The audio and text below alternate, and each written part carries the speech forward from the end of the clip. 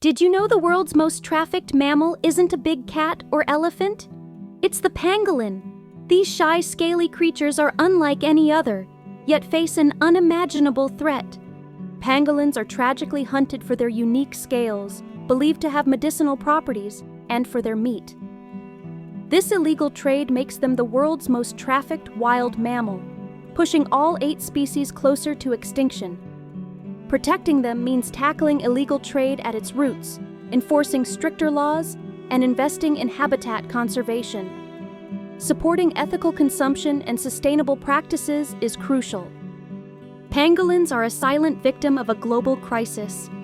Let's amplify their story and be their voice.